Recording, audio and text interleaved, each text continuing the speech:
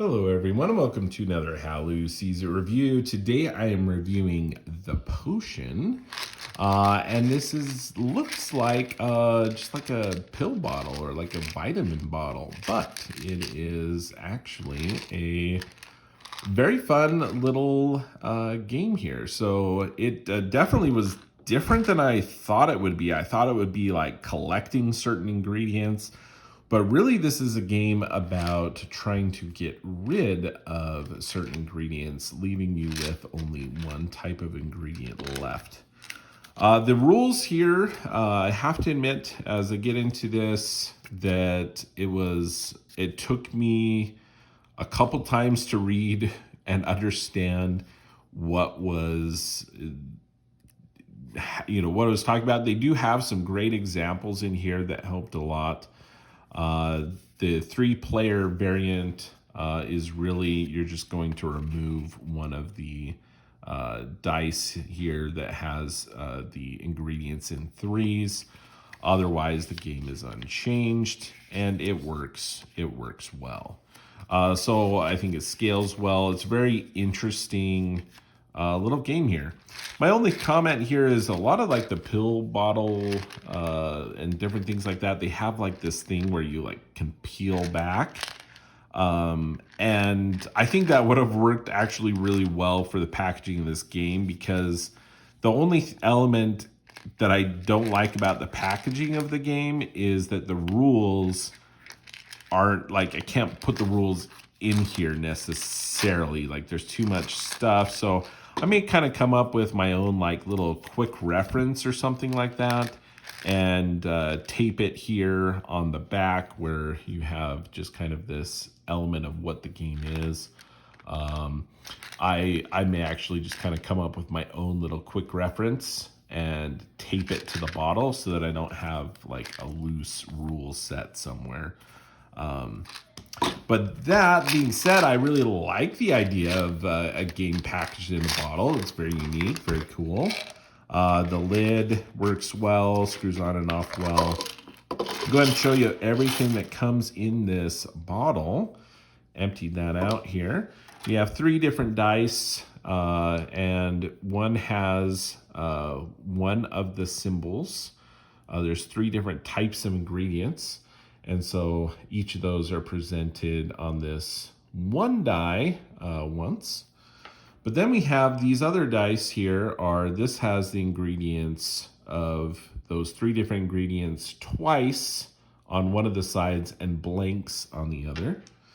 And then this one is similarly 3 of the ingredients and blanks on the other. To play the game, it's actually very, very quick. As far as components, let me finish that off. They are printed on the dice, so it's smooth surface. But the dice work well. The symbols, I think, are good, and they work well, right? You can easily distinct the difference, tell the difference between the symbols. So I think it works well. The dice are good. The tokens, I really like the tokens here. If they would have done cardboard or something like that, I think they could have been very easily like get dirty and grungy, because you kind of hold these in your hand, keep them secret. In and out of the bottle, they could be damaged. But they went with these little acrylic. They're like these little plastic acrylic pieces, and they work really well. They work great. So I really like the tokens. I think are great quality. And the setup for the game is very simple. Each player is going to take, no matter the player count, each player is going to take 2 of each of the ingredients, and they're going to hold them in one of their hands. You can take turns rolling the dice, which we have done, or if you're like sitting around or something and someone has access to the hard surface and others don't, they could just be the kind of designated dice roller. And what happens is you're going to roll those dice, and you come up with some sort of sequence of symbols. And everyone is going to choose one of their ingredients from their pile or from their stash and put it in one of their hands when they're ready, face down or secretly, right? Once everybody is ready, let's say we had a few other players participating, they reveal their tokens. Then we go ahead and compare. And what happens is you add up all the different ingredients from all of the players. And we'd actually be playing at least with 4 if we have all 3 dice. So let's go ahead and say this happened. What happens is we have 3 beetles. There is no die face here showing 3 beetles. There's a 1 blue beetle, but not 3. So we do not meet the circumstances of any of the dice. In that case, if all the other players don't meet, no one meets the one of the die faces as far as like contributing to that being successful. Anyone who showed an ingredient not shown on the die face is going to actually be able to get rid of that ingredient. So this player would actually be able to get rid of that mushroom. Now let's go ahead and change this up, right? And say we had something more like this come up. Well, this player there's only 1 blue beetle out of all of these combined, and that matches one of the die faces. So what happens is this person actually gets to get rid of that token. The other players would then take these back into their supplies. All right, let's go ahead and roll again and see what we get. The other circumstance that can happen is, let's say we were playing with 3 players and this was rolled. And on the reveal, we revealed something like that. In this case, we have 2 blue beetles, which matches one of the die symbols. So they would be able to get rid of these, right? And this is a green, and there's a 1 green here. Well, in the case that every single player, we all meet a certain requirement given by the dice here.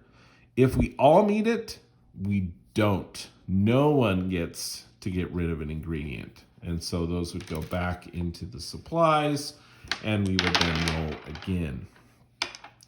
So it's very interesting because, I mean, it talks about outwitting or bluffing your opponents here, and there is an element of that, right? Because you have this situation, it's like, okay, do I try to get rid of this green here, or do I think that other people are going to try to do green, and so I'll do, a blue or something, or a mushroom, in case that isn't met, then I get rid of it. So it's just a very easy interesting game of like, oh, what are people going to do? I'm going to choose this, and trying to get rid of that.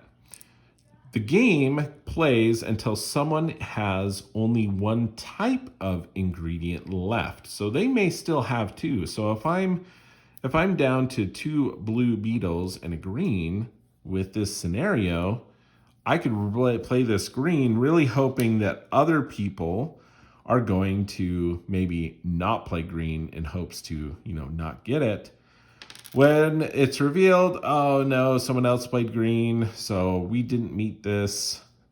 Because no one was successful, and this doesn't match any of those, they would actually be able to get rid of it. And I'm still stuck with my green here. And on the next roll, again, it's like, okay, well, maybe I'll try green again to try to get rid of that. But other people are also trying to get rid of their own. It's an interesting game there of like, okay, well, I know they don't have any reds, so they're not going to be playing red, or like, I think they're out of green, or I think they're out of blue. So it's trying to keep track of that. Again, you don't have to. It's just be kind of a fun game of luck of, hey, I think this is what I want to do, reveal, and then you either get rid of it or you have to keep it. And that's it. That's the whole game of Potion. But I have to say, it's I think a great little game. I like that the player count on this, right? So you're looking at, they suggest 8 and up. I think that's pretty reasonable. It could be played honestly younger, I think. But 3 to 7 players, that's a nice player count, and it's a very quick, light filler game. Um, and so, yeah, The Potion. This is by Fox Mind Games, and I think it's really great. The tokens and the dice and everything fit in the bottle really well. I like the acrylic tokens again. Just are really nice. They're going to hold up well in the bottle, in the hands, and they could, if someone was playing with sticky hands, these could very easily be cleaned up very easily, dried out, and then replaced in the bottle. So with that said, I will, if I get around to making just like a little quick reference of the rules